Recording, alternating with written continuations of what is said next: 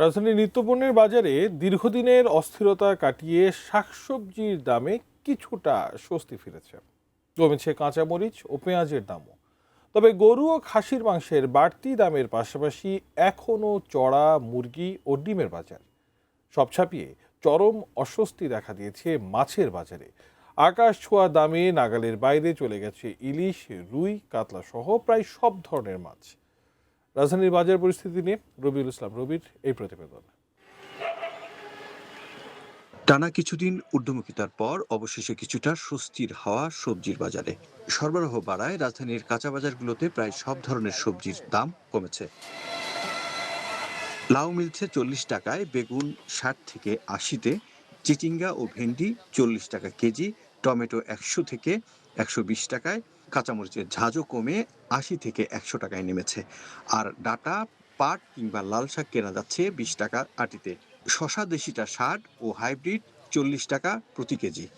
সবজির দাম কিছুটা কমলেও অস্বস্তির কথা শোনালেন ক্রেতারা। জিনিসপত্রের দাম তো এখন বর্তমানে বাড়তি, মধ্যবিত্তদের জন্য এদের জন্য অনেক সমস্যা।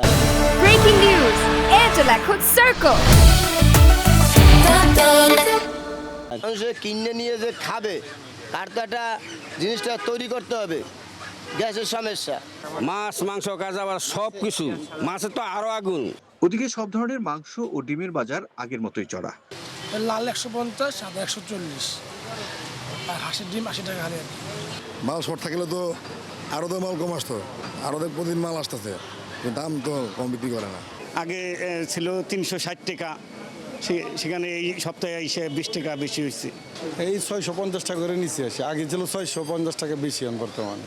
সবচেয়ে বেশি উত্তাপ মাছের বাজারে। ছোট বড় সব মাছেরই অতিরিক্ত দামের কারণে নিম্ন ও মধ্যবিত্তের নাভিশ্বাস ওঠার জোগাড়।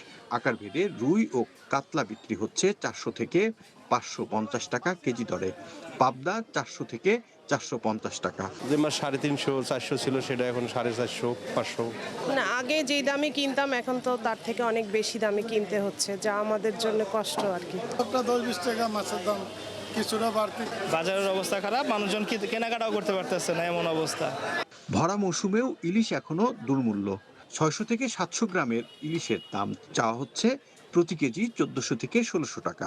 1 কেজি ওজনের ইলিশের জন্য ক্রেতাকে গুনতে হচ্ছে 2800 থেকে 3000 টাকা পর্যন্ত। যিনি বিক্রি করছেন তার বাড়িতেও ইলিশ রান্না হয় এখন কালেবদ্রে।